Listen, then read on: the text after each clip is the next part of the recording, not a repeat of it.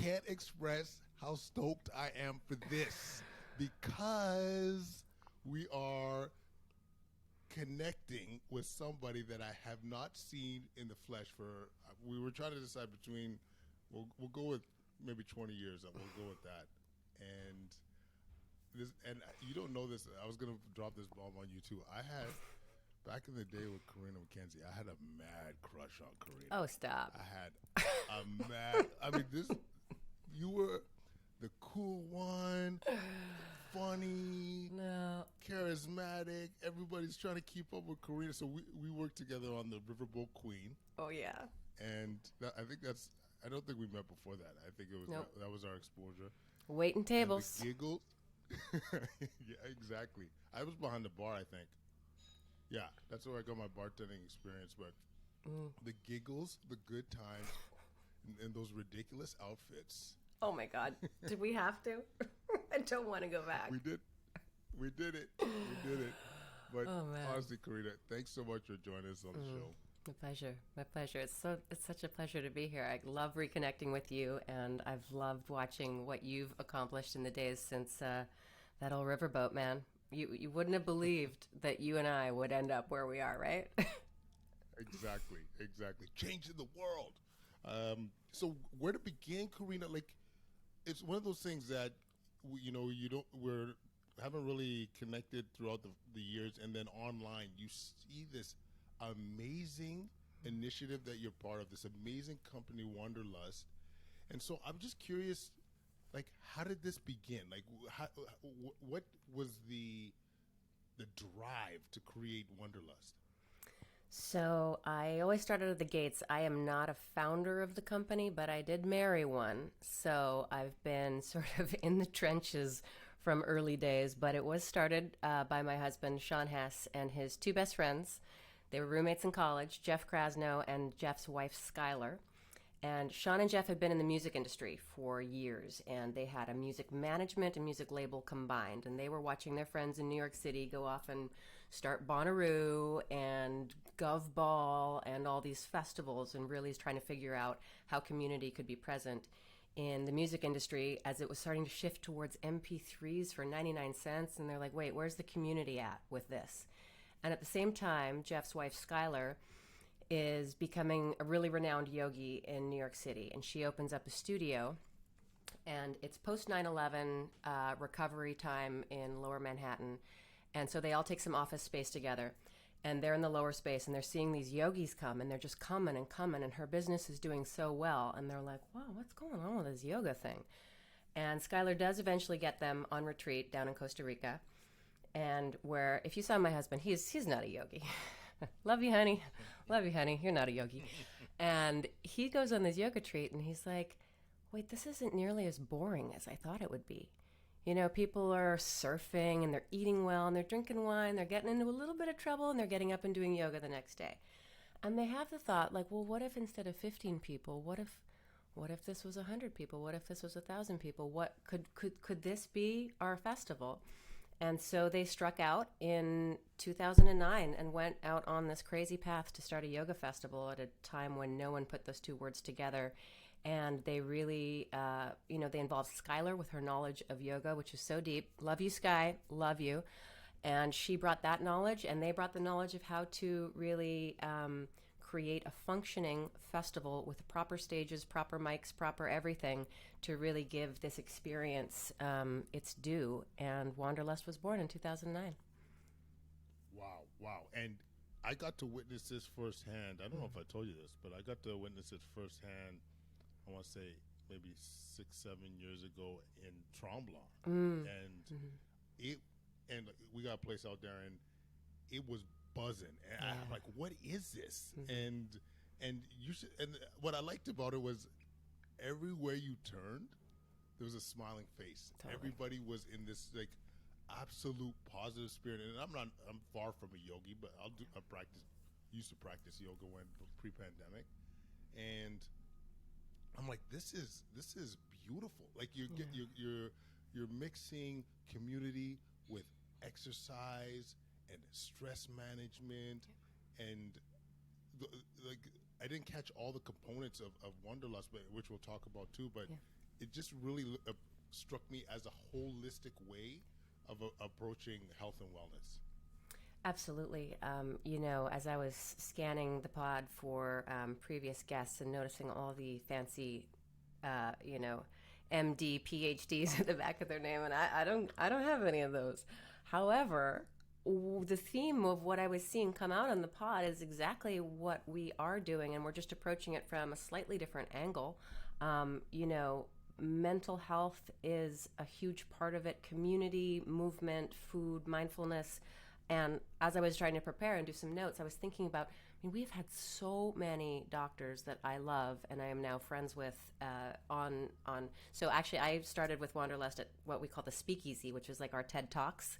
So I got to invite all the thinkers and like folks from Google or whatever. And like, I just love that. I'm diving into like this really, really heady space.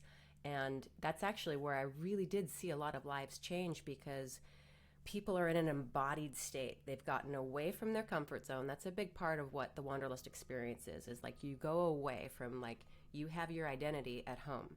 You leave that identity at home and you go out and you're spending 4 days in nature, big part of what we do, big part. And then you're in your body, you've dropped your identity, you're far away from where you thought you were, and you come in to say something like the Speakeasy, and an idea hits you and you're just so open to it that the amount of times people will come back year after year and say, Karina, you won't remember me, but I was at the Speakeasy with Danielle Laporte or Dr. Drew Ramsey, and when they said X, I did this, and I'm now like, a lot of them quit their jobs and left their husbands, which became a joke in the Wanderlust office that we were just ruining lives, actually. Like, and not, Kathy, do not go. Yeah. It's too expensive. Yeah. But wow, no, I don't know.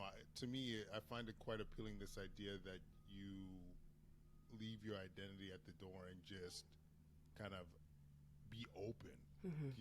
I think a lot of us in healthcare, I'll speak a lot about physicians anyway. We have almost like an expected identity walking through the door in the hospital. You're supposed to be always professional. You're supposed to say all the right things. You're not meant to be wrong. And there's a lot of underlying tension there. Like, I see it especially with the young staff, especially young, like new doctors, like new fully trained doctors. And that ability, as you described, to be able to let go, it's got to be so meaningful to the people that are taking part. Well, it is that sort of thing that you're reinventing yourself in every moment, right? And some of the doctors that we have had, there's one who's been particularly present in my mind all morning as I've been thinking about this, and he's Dr. James Miscallick. Do you know him? He's Canadian, in Toronto, ER doctor, has done time in Sudan, and is so eloquent about, in fact, I pulled up a quote of his, and he talks about not being, duality is a big theme in consciousness and whatnot. And he founded the Consciousness Explorers Club with his friend Jeff Warren, who's now kind of a big deal meditation teacher. But he talks about, not being two, but being one. We are part of something much more elaborate, more beautiful, tugged into place like pieces of sand in the elaborate mandala of the universe. And he goes on and on, but this is an ER doctor, and we have these doctors come in talking about oneness and unity, and there is such a marriage between science and spirit that we explore a lot at Wanderlust, so that people who have a very healthy skepticism of woo-woo are equally served. And you know what? If you love your crystals and you're gonna get that too. But there's a spot in the middle of the Venn diagram between science and spirit there that we explore a lot, and I think that that's really a special place. And that's really what you get with the Wanderlust experience, because typically out here in the mainstream, it's one or the other. It's not both. Yeah, black or white, right? Yeah, and I must say, I like the idea of just, you're giving the impression that it's a very open and safe to be able to experience, to go through a Wanderlust festival. And you and I we were talking a little bit before. There's got to be at this stage such a need for this right now, post-pandemic. Yeah. Before the pandemic, we were very disconnected and I don't want to say lost. I might be extreme, but now, where so many folks need to heal. Like my wife's a psychologist. We're good friends with child psychologists. Like from all streams, the mental health side is in bad shape. Like a lot of people are in bad shape, but what you're talking about, it sounds like something that is so needed right now. It really is, because during a wanderlust experience, let's say it's 4 days, you're kind of coming home to yourself, but it's not in isolation. It's so much of that coming home to yourself is also incorporating this communal aspect of being able to practice with other people and commune with other people, and frankly, talk and disagree with other people. And as you alluded to, that safe space, and it really is, this community that we have as a place where you can agree to disagree. There's one particular event where we really dove into some hot button topics, and that was in 2018 at an event we did called Wellspring, and that really explored all tenets of wellness. So it wasn't just personal wellness. We'd been exploring that for about a decade at that point, and with Wellspring we got into social wellness, which we'll talk about probably here, blue zones, relationships, the Harvard Men's Study. It's all about the quality of your life is the quality of your relationships. And we got into social, like global wellness, like how are we taking care of the earth? How are these decisions we're making impacting 7 generations? So it's this type of thing where when you are in community, you're just reminded of a combined purpose. That during this pandemic, we've been very light on events. As you can imagine, it's pretty tough to fulfill your mission to bring people together around the shared values of mindfulness when you can't bring people together. So we've only had a couple of events, but one we did was in Brooklyn in 2021, September. And man, that one was so impactful because it was the first time people got to come outside. We socially distanced folks, and we had a 3,000 person capacity. We've typically brought, between 6, 8, 10,000 people together in Prospect Park. And we capped it at 3 for social distancing, and we did get to 3, but the hunger to convene wasn't necessarily quite there yet. People were still very nervous. But once we got together and we got on our mats, that event is a one-day event that involves like cathartic fitness with yoga and then meditation. And there were tears, there were hugs. It was something that shifted that I hadn't quite seen, and it was a real need to come back together as a community. So I'm as anxious as anybody to get our events back up on stages, in parks, in the mountains, and get us to lean in together and find what's common between us, because, oh my God, that's what we need right now. Man,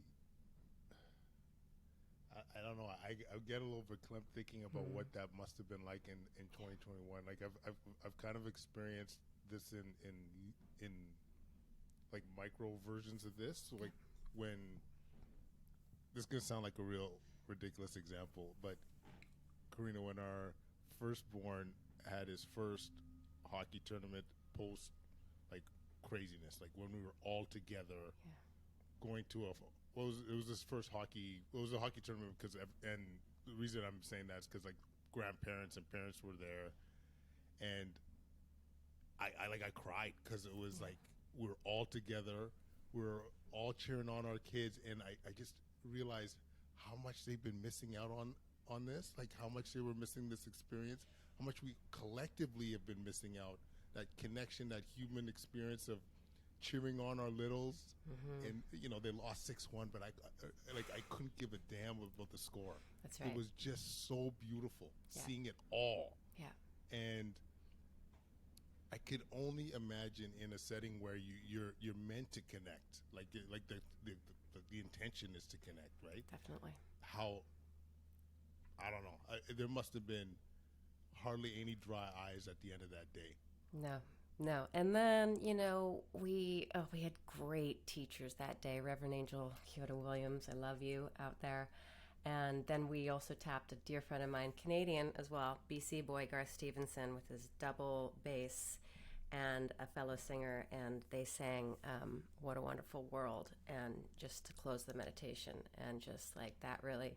And everybody gathered on stage. We don't normally do that, but we brought all the crew together, and everyone sat together to do that, because like we just all wanted to be in that same zone. And I do think it's super important. I know that we are just about to announce our events to try and mount a comeback in that way, but any way that you're talking about getting together with your family to go see sporting events, it's so important. I mean, if there is a family gathering on your calendar, you've got to lean into those. This is the time. We owe it to our kids to really create these connections, because your children and mine are about the same age, and these are indelible memories that they've got, and unless we can really show them what connection and family is now, that could be a real schism as we move forward. And I know you're a big advocate for connection and keeping kids in school with real friends. I mean, that's how we learn. So connection is really a big motivation in all the decisions that we make at Wanderlust. You made a real good point, Karina. I mean, I think maybe we've thought about this, but maybe not verbalized it, that we do probably need to actively try and create connection with our kids, right? Like I've been saying for a while with our children, with how much they lost during the pandemic, is we need to catch them up, like straight up from an education point of view, but also from a life skills and all the intangibles. It's true, like they need to feel and get used to connecting, and we need to create that experience. I know a lot of parents, we're in a fortunate situation where we in some ways I think we've overdone it with the activities for that reason. Like, hey, that's a good track, yes. Football, sign them up, yes. sign them up. Oh my God, we're so busy. Yeah. But it's a really again, that hits home for me, Karina. Like that is something that we should collectively and actively try to create for our littles. Well, you've been a real advocate for that and stuck your neck out at a time where all of a sudden culture was dividing around different, gosh, how would I even phrase that? It's not that people who were disagreeing, hot button, big topics there. Yeah, it's all good now these days, though. Like, well, it's coming back because you know what we're seeing. Like, kids do need to be with other kids, and like, we mentioned before we got on the pod, I was in New York City, and when we had to leave in those early days of COVID, it all kind of changed on March 13th. My daughter's 5th birthday. She went to public school that day, and I told her that day, I was like, honey, maybe today you don't need to go to school. I'm feeling a little weird about this. She's like, oh, it's my birthday. I go into school. So she went to school. So last day of the New York City public schools. And that day we came here where I'm talking to you now to New Hampshire, and to sort of wait out, those couple days and couple weeks of those early pandemic days. And when time came to go back to New York to get them into school, I love the New York City public school system. They're dealing with a lot. So I have deep respect for them. But, the decision to go back with remote on iPads, I was just like, yeah, I can't do it. That's not what my kids at 5 and 6 at the time need. They need to learn to be around other people, even, if it is masked. So we stayed where we are and sort of leaned into a country life, and we did not see this chapter coming. We closed our office in Brooklyn, and we made the move to the country because I was just really committed to the fact that it's these connections. They're at an age where if they lose that, they'll never regain that. They don't know how to act around teachers, friends, on the playground. That's what you need as a human. We're wired that way. And I know your littles will only benefit from that move, and so like commend you for the courage and like that motherly instinct to be like, fuck this shit, like we're heading to the country. We're heading to the country. Quad, I am not a country wife. I am. Oh my. I don't. Yeah. I mean, if it's anything like when we were back in E-Town, I wouldn't have pictured you as a country girl, but but we're gonna get some bees. We're gonna do the things, getting in the garden. And you're in it too, eh? In it. We're in the woods, man. We are in the woods. We're in a small agricultural town. Like, we don't have sidewalks. We don't have street lights. We got a well. We've got, so. Oh, this is we're off the grid. Oh yeah, we're deep. And is at least you got Wi-Fi happening. Well, we definitely have Wi-Fi, thank God. My husband's Maslow hierarchy of needs, Wi-Fi is the very bottom. Yes. So we're good there. Nutrition and Wi-Fi. I'm with you. Broadband. So, in terms of, we touched on a few things that Wanderlust has created. Because for me, when I was learning about Wanderlust, I'm like, this is a yoga festival. You're going there to move and to connect. But maybe let's just clarify what all I don't want to say services. I don't know the way word. What other activities or I get it. So Stokely, hold on. Edit this bad boy for a second. I'm going to rephrase that. What's the word I'm looking for? Programming? Activities? Programming. Yeah, okay. Yeah. Yeah, so what kind of programming is Wanderlust? So what kind of programming is Wanderlust? Do this. Okay. We call it that sometimes too. What kind of programming does Wanderlust? I did again. Wanderlust. Lust. What kind of programming does Wanderlust offer? So I love that question because I could answer it 17 million different ways. People do have the expectation, okay, it's a yoga festival. I'm going to do yoga all day. Like, who really needs to do yoga all day? And the answer is actually nobody. And so what you do is you probably come for the yoga, but let's walk you through a typical day. You could wake up at 6 a.m. Sometimes we offer sunrise meditations. They could be meditation hikes with our friend Garth Stevenson, who I mentioned earlier, who's a double bass. He takes his double bass on his back, walks up a mountain with about 100 folks behind him, doesn't say a word, plunks down the bass and meditates along, playing the double bass as the sun rises. Does it again at sunset.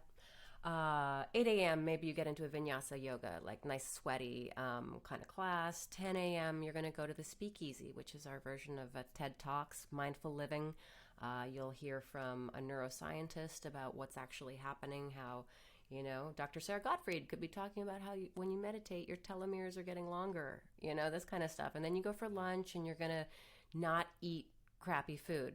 You're going to eat organic, plant-based.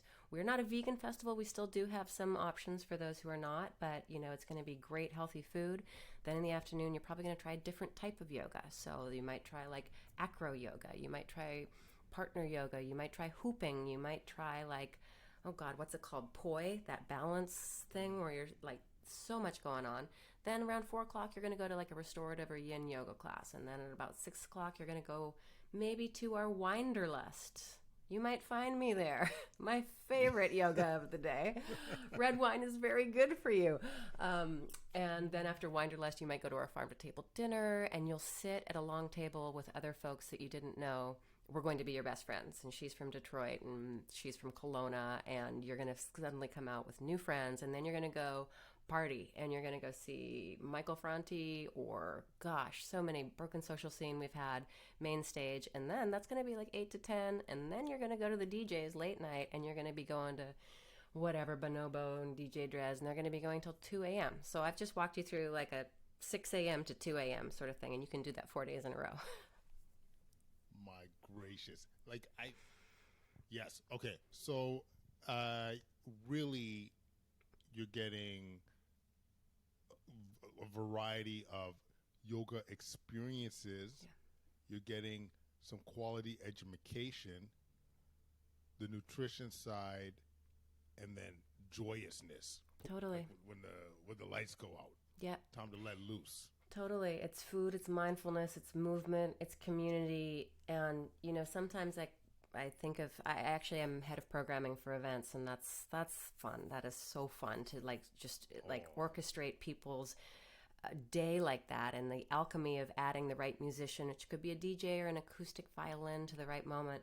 But I sometimes think of it as, honestly, like, here's a bit of woo for you, but it's kind of almost moving through the chakras, as you kind of go through this energetic day of like rooting down, starting with meditation, working your way through connection, communion, and getting to a place of sort of like that connection with the divine and spirit.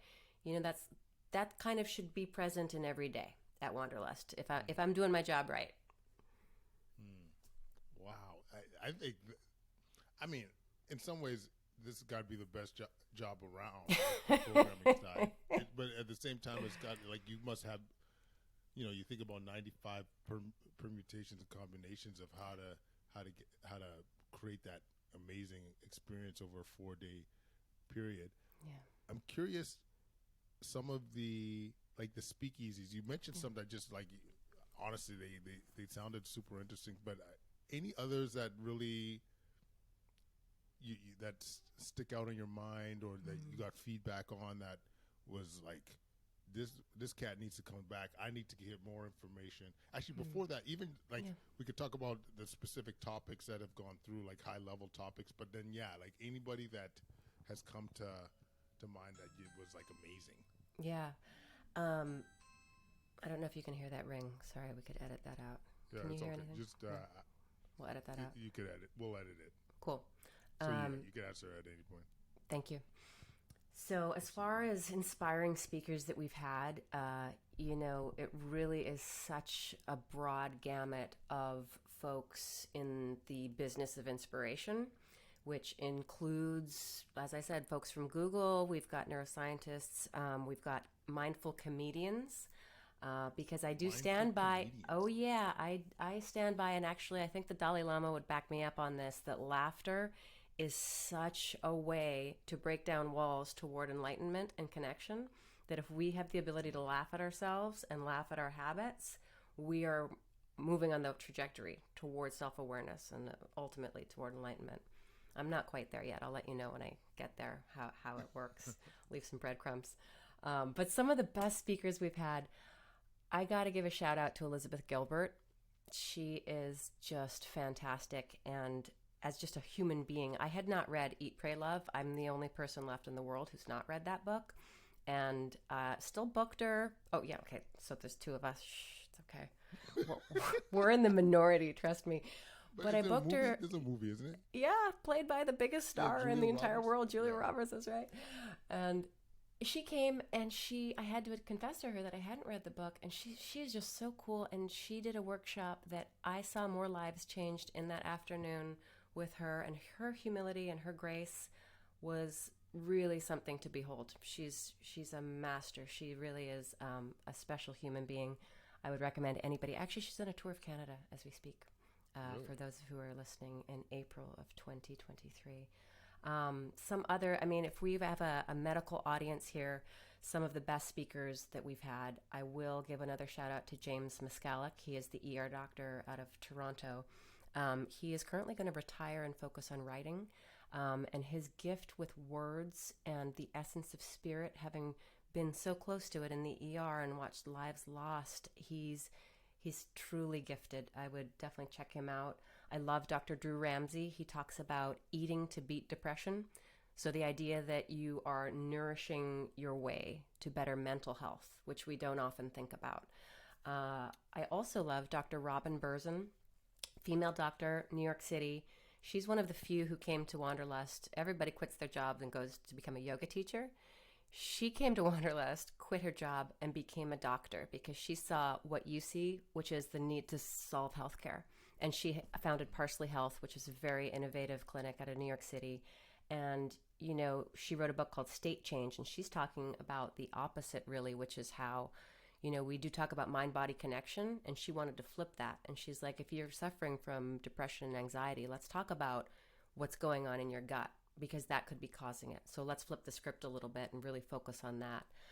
She's an excellent speaker. Another doctor that I want folks to check out is out of New York City, Dr. Eric Anderer, E-R-I-C-H, Anderer. He's the chief of neurosurgery at NYU Langone. And he has done so many surgeries and just seen folks get prescribed opioids and go down a rabbit hole that is just like, frankly, ruins their lives. And he's like, but why can't we prescribe yoga? And he's working with Eddie Stern, who's a famous, long-time New York City doctor. And what they're trying to do is come up with a protocol. And what they're trying to do is get data.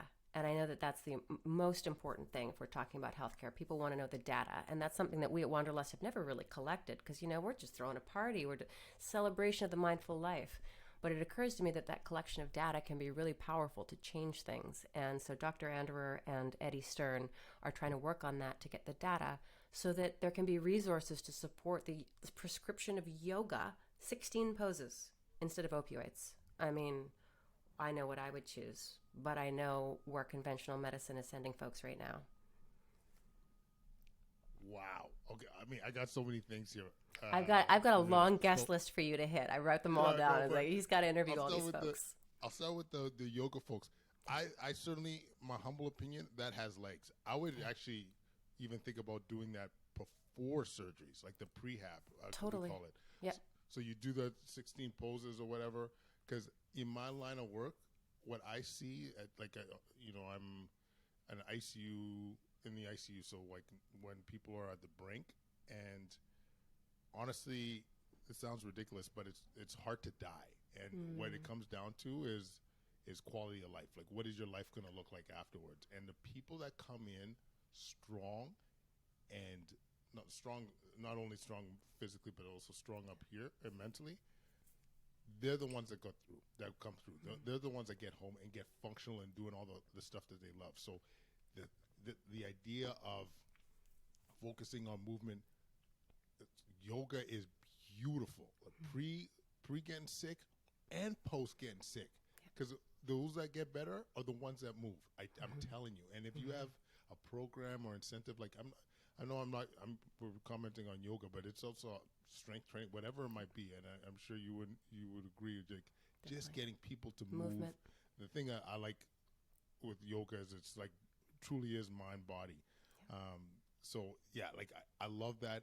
The nutrition piece, like there's more and more data to show like from a mental health perspective, like that connection of metabolic health, like what you eat affects your mood and mental illness, and so it sounds like you guys were ahead of the curve. Like this is now becoming more and more of a topic of interest for folks. I just was at the metabolic low carb Denver giving a talk, and Chris Palmer, he's a psychiatrist that is looking at metabolic health and the impact on depression, anxiety, schizophrenia. Like what he was presenting was almost like mind-boggling and potentially practice-changing, hopefully. But I just love the fact that you guys, it's about the prevention, it's about moving, it's about that holistic approach, and this is what we need right now. We really do need this, Karina. And I mean, this is why I got you on the pod, yo. Like, thanks. This is why we're doing this conversation. You feel me? Yeah. Well, there's that element of joy too that we have really lost in pandemic, and that it's okay to feel joy. And not only is it okay, that we really do need to seek it out and protect it and celebrate it, that it's okay to feel that. And so we've always, in the programming decisions, we can get a little lost in the headiness ourselves, right? We're talking about spirit. We're talking about so serious. Oh my God, yoga is so serious. Like, come on, no, it's not. And therefore, like the mindful comedians we've had, I will say, Russell Brand, he can kill it on a stage. Holy Russell moly. Brand was at your... Yeah, oh yeah, my God. yeah. Oh, I didn't know you guys were... Like, you weren't playing. No, that was a big one. That was a big one. And he's coming back. We booked him again for our Australian events in 2024. So he's on our radar. Yeah, you got to be able to laugh. You got to be able to... It's funny too, like if there was something that our house was a little bit more intentional with, like you were talking about that connection with the kids, and the thing that for me was that joy piece, actually, like really to try and and re-establish joy. Because I just think it was not allowed. And it's a muscle that I think you got to Totally. like you have to exercise it, right? Like it's you really do have to exercise it, because without 2 years of you got people telling you stay home, or 3 years or whatever it's been, 2 years and a half of stay home, don't be around people, all these things like that. That's hard on folks. Like that'll impact them. Yeah, So it's definitely a muscle I think that's that a great point. needs to be flexed. And there's a great quote actually from Anasa Troutman. She was a speaker we had on that Wellspring event that was really, there was a lot of social justice issues being brought up there. And it did feel very heavy, and I would get very, oh my God, my responsibility to these topics and to making change. And she was the one who was like, Karina, we got to move from justice to joy. And that's one of her taglines. And I just thought with that, I was like, oh, exhale. Yeah, it's okay. And we actually have to prioritize joy, because if there's no joy, why are we doing any of it? It's such a good point. It really is a good point. And that's exactly it. Like, what's the goal if we're not going to light up and try and create joy? Yeah. And I know once again we try and do that with our kids, but even on a personal level, like I'm sure your schedule is crazy. Mine is crazy. You look into your schedule and it's like this new, or even when it comes to new projects, when something comes on your plate, ask yourself, is this actually going to bring joy? Is this actually going to create a better existence? And it's a good, I don't know, it's like a good litmus test to for me anyway, to say I'm going to take on something new or continuing to do something. Mm-hmm. And that discernment is something that we haven't had to practice in the last 3 years, because we didn't have the opportunity to congregate. And I think a lot of people, as they had the opportunity to go see people and get back, we were just like, whoa, this is overwhelming. I forgot what it's like. Oh my God, getting in the New York City subway. This is intense. So I do think we need to recalibrate and develop that muscle of discernment again, in terms of like, well, is this going to bring me joy? Is this going to bring value into my family and to my relationships? And Wanderlust will. So don't forget us. Wanderlust. So, Karina, this has been, I do this, I don't know, we're 230 some episodes in, and maybe it's because we know each other from way back, but this is one of the few interviews where you leave and you just feel better about things, and you feel connected, and I know people listening are going to benefit, whether hopefully they jump on the Wanderlust train, but even just hearing this conversation, I know it's going to make a difference in our listeners' lives. But so first of all, thank you. And then tell us how we can connect, how we get Wanderlusty, how we get to come get Wanderlust with us. Yes. Yeah. Yes. Well, all our initiatives are going to be at wanderlust.com. It is WANDERLUST.com, and that will give you access to our events, which will be coming soon, mostly in 2024. It'll give you access to our media, which is Wanderlust TV, where you can have practice videos, yoga, meditation, breathwork, lectures, and our newly launched, actually, Wanderlust plant-based supplements. We've got ashwagandha, we've got milk thistle, so it's another way from the inside out to be mindful about how we are finding our true north. So wanderlust.com will find all of those things, and hopefully you'll find Kwad at one of our speakeasies coming up soon, I'm sure. Oh, listen, Karina, you don't even have to twist my arm for this bad Done. boy. Are you kidding me? I like it. It's booked. Contracted. Love it. I'll blow these cats out of the water just because honestly, like I would love to, honestly. Awesome. We'll make it happen. Amazing. Thank you so much, Karina. My pleasure. Thank you, Kwad. So nice to connect. I love it.